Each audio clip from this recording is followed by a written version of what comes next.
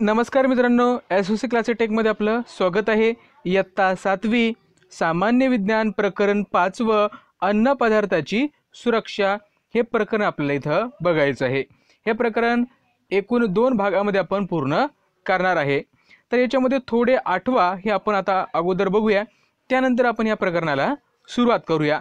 आता बघा मित्रांनो, इथं आपल्याला पदार्थ दिले आहेत म्हणजे स्रोत दिलेले आहेत, त्यापासून आपल्या शरीराला कोणकोणते घटक मिळतात हे आपल्याला बघायचं आहे व त्यांचं कार्य काय आहे ते पण आपल्याला इथं बघायचं आहे।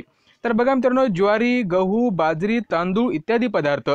तर मित्रांनो, इत्यादी पदार्थापासून आपल्याला कर्बोदके व पिष्टमय पदार्थ आपल्या शरीराला मिळतात। म्हणजे तुम्हाला इथं लिहायचं आहे कर्बोदके व पिष्टमय पदार्थ।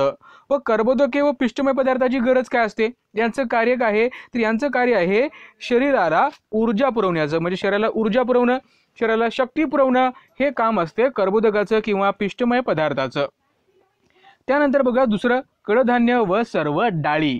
आता कडधान्य व सर्व डाळी यापासून आपल्याला प्रथिने मिळतात, म्हणजे तुम्हाला इथं प्रथिने लिहायचं आहे। आणि प्रथिनाचं कार्य काय आहे, तर शरीराची योग्य वाढ व शरीराची झीज भरून काढणे, म्हणजे शरीराची वाढ होणे, बरोबर आहे। त्यानंतर काही जखम झाली असेल तर ती भरून काढण्याचं काम हे प्रथिने करत असतात। म्हणजे हे प्रथिने आपल्याला कडधान्य किंवा डाळीपासून आपल्याला मिळत असते। त्यानंतर आपण बघूया तेल, तूप इत्यादी। जे तेल व तूप असते यापासून आपल्याला सिद्ध पदार्थ मिळतात। आता तुम्हाला इथे लिहायचं आहे सिद्ध पदार्थ, ठीक आहे। आता याची गरज काय असते, हे सुद्धा ऊर्जेचंच काम करत असतात, म्हणजे शरीराला ऊर्जा पुरवण्याचं काम सुद्धा तेल व तूप करत असतात। त्यानंतर आहे फळे व भाजीपाला। फळे व भाजीपाला यापासून आपल्याला जीवनसत्वे मिळतात, खनिजे मिळतात, तंतुमय पदार्थ सुद्धा मिळतात। म्हणजे तुम्हाला इथं लिहायचं आहे जीवनसत्वे, खनिजे व तंतुमय पदार्थ।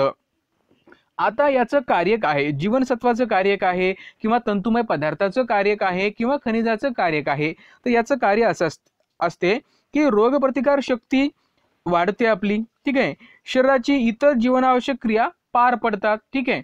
म्हणजे जे काय आपल्या शरीरामध्ये जे जीवनावश्यक क्रिया आहेत त्या संतुलित राखण्याचं काम सुद्धा जीवनसत्वे किंवा खनिजे करत असतात, ठीक आहे। तर इथं तुम्हाला ते लिहायचं आहे। त्यानंतर आपल्याला आता बघूया थोडक्यात मित्रांनो, आता या प्रकरणाला आपण सुरुवात करूया। आता जे बघा मित्रांनो, कर्बोदके, सिद्ध पदार्थ, प्रथिने, जीवनसत्वे, खनिजे, तंतुमय पदार्थ, पाणी हे घटक आपल्या शरीराच्या योग्य वाढीसाठी आवश्यक आहे। म्हणजे आपल्या शरीराची योग्य वाढ व्हायची असेल तर आपल्याला कर्बोदके मिळायला पाहिजेत, सिद्ध पदार्थ पाहिजेत, प्रथिने सुद्धा पाहिजेत, खनिजे, जीवनसत्वे सगळ्या गोष्टी आपल्याला आवश्यक प्रमाणामध्ये पाहिजे असतात। पण हे घटक ज्या पदार्थातून मिळतात जसे की गहू, ज्वारी, डाळी, तांदूळ, भाज्या, फळे इत्यादी, ठीक आहे। आता बघा मित्रांनो, जर फळे किंवा जे पालेभाज्या आहेत ज्यापासून आपल्याला जीवनसत्वे, कर्बोदके मिळतात त्यांच्यामध्ये कीड झाली किंवा ते सडले किंवा ते खराब झाले तर काय होईल, तर बघा मित्रांनो, ते जर खराब झाले तर आपल्याला आजार होण्याची शक्यता असते। आपल्याला वेगवेगळ्या प्रकारे त्याचे परिणाम आपल्या शरीरावर पाहायला मिळतात। ते कोणकोणते असतात हे आपण नंतर बघूया।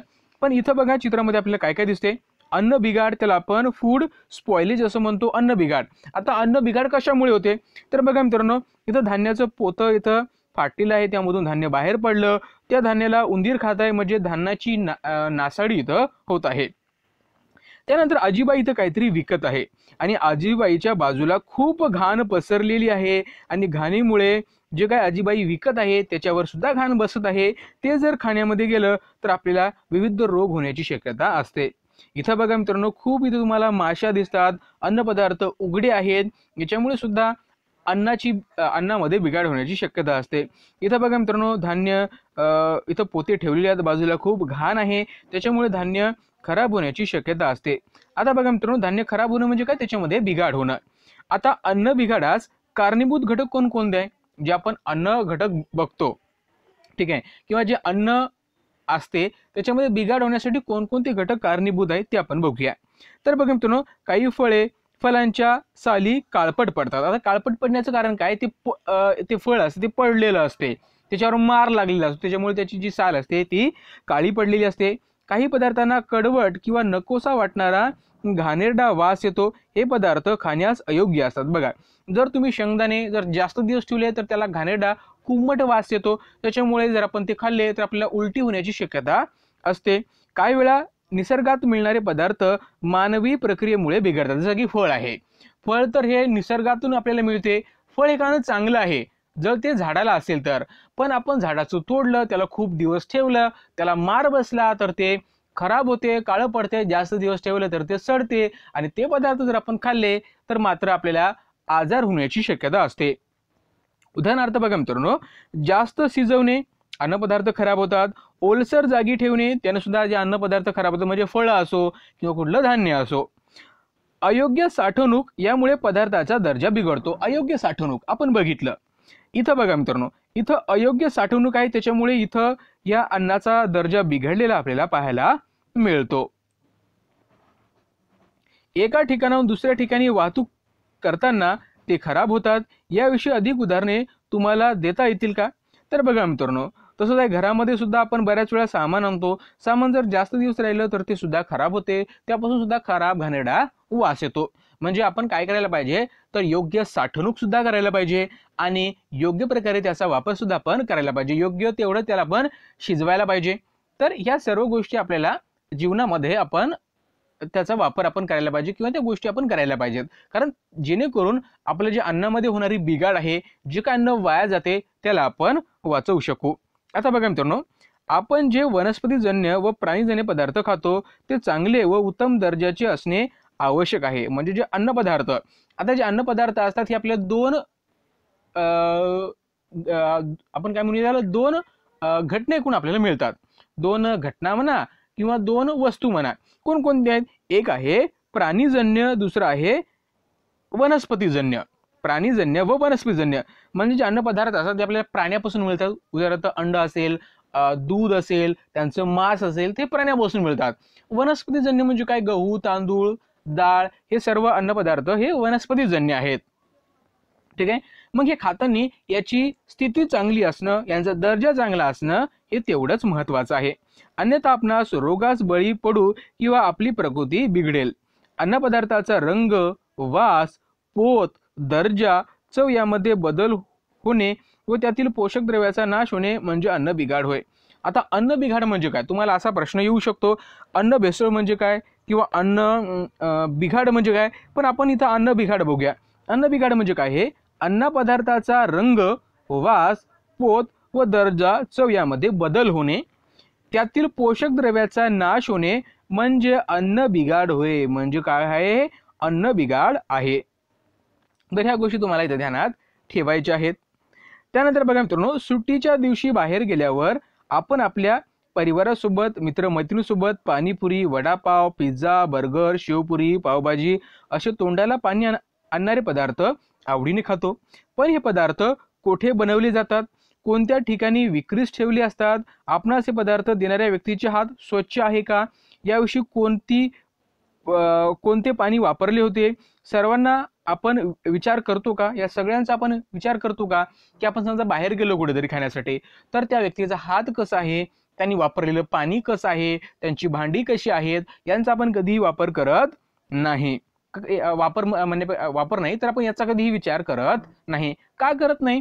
कारण आपण फक्त खाण्यामध्ये गुंग असतो. आपण कधीही आरोग्याचा किंवा त्या अन्नामध्ये खरंच बिघाड झालेला आहे का, त्याचा वास येतोय का, ह्या गोष्टीचा कधी आपण विचार करत नाही. नंतर आपल्या इथं प्रश्न विचारलेला आहे, तो म्हणजे चित्रातील कोणती फळे खाण्यायोग्य वाटतात व का?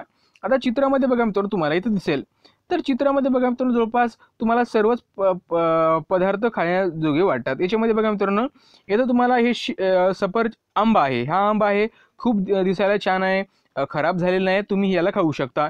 द्राक्ष सुद्धा इथे चांगली आहेत. केळ मात्र हिरवा आहे, तो पिकलं नाही, पण तुम्ही याला पिकून खाऊ शकता. इथं सुद्धा सफरचंद चांगलं आहे, पण जर तुम्ही इथं बघितलं तर याला मार लागलेला आहे, ते खराब झालेलं आहे. म्हणजे इथं अन्न बिघाड झालेली आहे. याचा अर्थ तुम्ही हे अन्न खाणार नाही, याचा अर्थ हे अन्न आपलं वाया गेलंय. फळांचा रंग काळवट होणे, बरं का, फळांचा रंग काळवट होणे, इथं काळवट झालेला आहे. चव बदलणे, मांसाला आंबट वास येणे, शेंगदाणे खवट लागणे, अशा प्रकारचे बदल अन्नपदार्थात घडतात. हे सर्व बदल अंत्यस्थ घटकामुळेच होतात. बघा मित्रांनो, आता हे सर्व घटक कशामुळे होतात, हे बदल कशामुळे होतात, तर अंतस्थ घटकामुळे होतात. तर आपण काय करायला पाहिजे, तर असे पदार्थ आपण खराब होण्या अगोदरच त्याला आपण संपवलं पाहिजे, त्यांचा आपण वापर केला पाहिजे किंवा तशी त्याची साठवणूक केली पाहिजे, जेणेकरून त्यांच्यामध्ये बिघाड होणार नाही. आता बघा मित्रांनो, शेतात अन्नपदार्थ तयार होतात, अनेक वेळा त्यांना इजा पोहोचते, जसे अयोग्य हाताळणी, अयोग्य साठवण, अयोग्य वाहतूक इत्यादीमुळे ते खराब होतात. किंवा काही अन्नपदार्थ उदाहरणार्थ दूध, मांस इत्यादी आम्ल किंवा आम्लयुक्त असतात. काही अन्नपदार्थाचा धातुरी संपर्क आल्यास रासायनिक अभिक्रियामुळे ते बिघडतात. बऱ्याच वेळा हवा, पाणी, जमीन यामधील सूक्ष्मजीव आणि कीटकांचा अन्नामध्ये प्रवेश होऊनही अन्न बिघाड होते. आता अन्न बिघाड होण्यासाठी कुठलं एक कारण नाही, त्यामागे वेगवेगळे कारण आहे. सर्वात महत्त्वाचं पहिलं कारण म्हणजे ती आहे त्याची अयोग्य हाताळणी असो, अयोग्य साठवणूक असो किंवा अयोग्य वाहतूक असो, याच्यामुळे सुद्धा अन्न खराब होते. त्यानंतर जे दूध, मांस इत्यादी पदार्थ आहेत, ठीक आहे, यांच्यामध्ये जर काही आपण म्हणूया यांच्यामध्ये जास्त वेळ ठेवला तर याच्यामध्ये काही बदल होतात, ठीक आहे, त्याच्यामुळे सुद्धा हे खराब होतात. काही अन्नपदार्थाचा संपर्क जर काही एखाद्या धातू सोबत आला तर त्याच्यामध्ये काही रासायनिक क्रिया होतात, त्याच्यामुळे सुद्धा अन्नपदार्थामध्ये बिघाड आपल्याला पाहायला मिळत असते. काही सूक्ष्मजीव असतात, ते जर सूक्ष्मजीव त्या अन्नधान्यामध्ये गेले तर त्यामुळे सुद्धा मोठ्या प्रमाणामध्ये ते काय करतात, त्या अन्नधान्याचं नुकसान करतात किंवा त्याच्यामध्ये बिघाड करायला कारणीभूत ते ठरत असतात. त्यानंतर अन्न बिघाड करणारे आणखी कोणते घटक तुम्हाला सांगता येतील? तर बघा मित्रांनो, अन्न घटक करणारे आणखी कोणकोणते घटक तुम्हाला सांगता येतील ते आपण इथं बघूया. आता तर बघा मित्रांनो, अन्नपदार्थ जास्त वेळ ठेवले सुद्धा त्याला खवट वास येतो, ते आपण खाऊ शकत नाही. त्यानंतर बघा मित्रांनो, एखादी गोष्ट आपल्याला सवय असते की शिळी खाण्याची, त्याच्यामुळे सुद्धा अन्नामध्ये बिघाड होते व आपल्याला त्रास होण्याची शक्यता असते. अशी वेगवेगळी कारण आहेत. तुम्ही तुमच्या मताने अजून एक दोन कारण लिहू शकता. वरती आपण सर्व कारणे बघितलेली आहे. आता सर्वात महत्त्वाचं आहे, अन्न कोठे कोठे व कसे वाया जाते.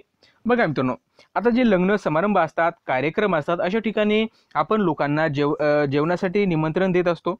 मग अशा वेळेस काय होते, जे लोक असतात ते काय करतात, अन्न खाण्यासाठी तर येतात पण जास्त घेऊन वाया घालतात, ठीक आहे. मग अशा वेळेस आपण काय करतो, ते अन्नपदार्थ फेकून देतो. याचा अर्थ इथं आपलं अन्न वाया जात नाही आपल्याला दिसते.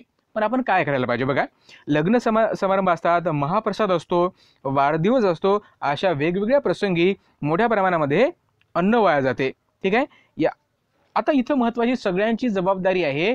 तर काय करायचं आहे, आपण जेवढं लागते तेवढंच आपण घ्यायचं आहे, जेवढं आपल्याला गरज आहे तेवढंच आपण खाण्यासाठी पदार्थ घ्यायचे आहेत, जेणेकरून ते अन्नपदार्थ आपण फेकून देणार नाही. म्हणजे जे काही अन्नपदार्थ उरतील कमीत कमी त्यांना तरी आपण गरीब लोकांना वाटू शकतो किंवा मोजक्याच लोकांचं जेवण तयार करणं हे सुद्धा त्यामागचा पर्याय असू शकतो.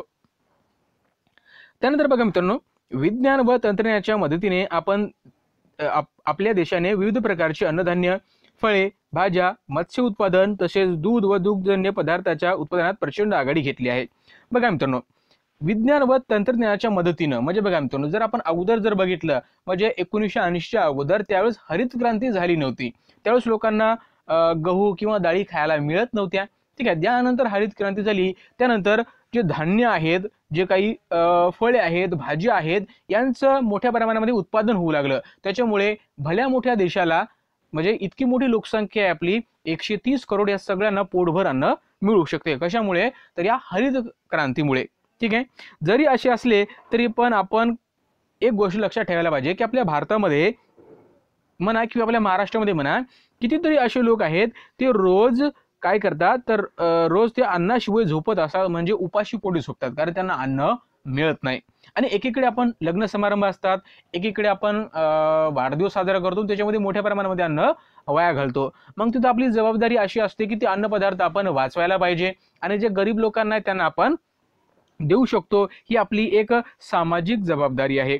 त्यांना एक वेळ जेवणही मिळत नाही, अशा परिस्थितीमध्ये ज्या ठिकाणी अन्न वाया जाते ते टाळणे हे आपले प्रथम कर्तव्य आहे, हे आपलं सर्वात महत्त्वाचं आहे. त्यानंतर आपल्याला बघायचं आहे संख्यात्मक अन्न नासाडी म्हणजे काय. म्हणजे संख्यात्मक अन्न नासाडी, त्याला आपण क्वांटिटेटिव्ह वेस्टेज ऑफ फूड असं म्हणतो. बघा, चुकीच्या पद्धतीने शेती करणे म्हणजे बघा मित्रांनो, चुकीच्या पद्धतीने शेती करणे, उदाहरणार्थ मुठीने पेरणे, म्हणजे जिथं आपल्याला एक आपण बी टाकायला पाहिजे धान्याची, तिथं आपण 10-12 बिया टाकतो, ठीक आहे. म्हणजे ही एक चुकीची पद्धत आहे. त्यानंतर अव्यवस्थित मळणी करणे, बघा त्या मळणीमध्ये आपण काय करतो, जर अव्यवस्थित मळणी झाली तर त्या मळणीमध्ये आपलं धान्य निघून जाऊ शकते. अयोग्य साठवण करणे, त्याच्यामुळे धान्याची नासाडी होऊ शकते. वितरणाच्या चुकीच्या पद्धतीचा वापर करणे, तसेच पंगतीसारख्या पारंपरिक जेवण पद्धतीत अनावश्यक आग्रह केल्यास सुद्धा अन्न वाया जाते. म्हणजे पंगत बसलेली आहे आणि त्याच्यामध्ये आपण एखाद्या व्यक्तीचा खूप आग्रह करतो एखाद्या व्यक्तीला जेवणासाठी, त्या व्यक्तीनं ते घेतलं पण नंतर त्यानं तो खाल्लंच नाही, तर ते सुद्धा अन्न आपलं वाया जाते. त्यामुळे संख्यात्मकरित्या अन्न नासाडी होते, कारण वाया गेलेले अन्न इतरांना देता आले असते. बघा मित्रांनो, मग जे काय अन्न वाया गेलेलं आहे हे अन्न आपण इतर एखाद्या व्यक्तीला देऊ शकतो, पण इथं तसं झालेलं नाही आहे, इथं आपलं अन्न वाया गेलेलं आहे. तर अशा पद्धतीला आपण म्हणतो संख्यात्मक अन्न नासाडी. त्यानंतर बघायचं आपल्याला गुणात्मक अन्न नासाडी. म्हणजे बघा इथं धान्य चांगलंच होतं, ठीक आहे, पण आपल्या कार्यामुळे ते धान्य वाया गेलेलं आहे. आता गुणात्मक अन्न नासाडी म्हणजे काय बघा, अन्न रक्षण करताना अन्न सुरक्षेच्या चुकीच्या पद्धती वापरणे, ठीक आहे, परीक्षकाचा अतिरेक वापर करणे, अन्न अति शिजवणे, भाज्या चिरून नंतर धुणे, अन्न तयार होऊन ग्राहकापर्यंत पोहोचवण्यास लागणाऱ्या वेळेस अंदाज चुकणे, तसेच द्राक्ष आंबे याची अयोग्य हाताळणी इत्यादी गोष्टीमुळे गुणात्मक नासाडी होते. म्हणजे त्याच्या गुण जे असतात त्या धान्यामध्ये ते कमी होतात, जे आपल्याला पोषक राहत नाही. मग धान्य जर आपल्याला पोषकच नसेल तर त्याला आपण काय म्हणणार, तर गुणात्मक अन्न नासाडी त्याला आपण असं म्हणणार. त्यानंतर बघा मित्रांनो, इथं आपल्याला अन्न वाया जाऊ नये, ठीक आहे, अन्नाची नासाडी होऊ नये यासाठी तुमची भूमिका काय असेल, तर खाली आपल्याला भूमिका दिलेली आहे ती आपण वाचूया. बघा, आवश्यक तेवढेच अन्न ताटात वाढून घ्यावे, ठीक आहे, अन्न जास्त वेळ शिजवू नका, शिल्लक व अन्न टाकून देऊ नका, शिल्लक अन्न टाकून देऊ नका, योग्य पद्धतीने ते पुन्हा वापरा, आवश्यक तेवढेच अन्नपदार्थ, फळे, पालेभाज्या यांची खरेदी करा, अधिक खरेदीचा मोह टाळा, अन्नधान्य व इतर तत्सम पदार्थाची योग्य पद्धतीने साठवणूक करा, उदाहरणार्थ फळे, भाज्या, दूध इत्यादी. हवाबंद डब्बे, बाटल्यामधील अन्नपदार्थाची वापरण्यायोग्य तारीख पाहून घ्या व त्या तारखेच्या पूर्वी ते अन्नपदार्थ वापरा. म्हणजे त्याला आपण एक्सपायरी डेट असं म्हणतो. ताटात घेतलेले सर्व पदार्थ संपवा, काही शिल्लक ठेवू नका. त्यानंतर बघा मित्रांनो, लग्न समारंभात अक्षता म्हणून वापरण्यात येणारे तांदूळ व अन्नपदार्थाचा अपव्यय कसा टाळता येईल. बघा मित्रांनो, आता लग्न समारंभामध्ये आपण काय करतो, अक्षता वापरतो, ठीक आहे, मग त्या ठिकाणी आपल्याला काय करता येईल जेणेकरून आपल्याला अन्नपदार्थाचा जे अपव्यय आहे ते टाळता येईल. बघा मित्रांनो, लग्न समारंभात अक्षता म्हणून तांदळाचा वापर न करता फुलांचा वापर करणे, हे सुद्धा तिथे चांगलं एक आपल्याला उदाहरण म्हणता येईल. तसेच अन्न बुफे पद्धतीने न देता वाढून घ्यावे, म्हणजे अन्न वाया जाणार नाही व वाचलेले अन्न गरीब वस्तीत वाटून द्यावे किंवा अनाथ आश्रमात नेऊन द्यावे, त्यामुळे अन्नपदार्थाचा अपव्यय होणार नाही. म्हणजे बघा मित्रांनो, सर्वात महत्त्वाचं काय, लग्नामध्ये आपण तांदळाऐवजी आपण फुलांचा वापर करायला पाहिजे आणि जे काय अन्न उरेल ते आपण गरिबांना म्हणा किंवा अनाथ आश्रमामध्ये आपण ते द्यायला पाहिजे.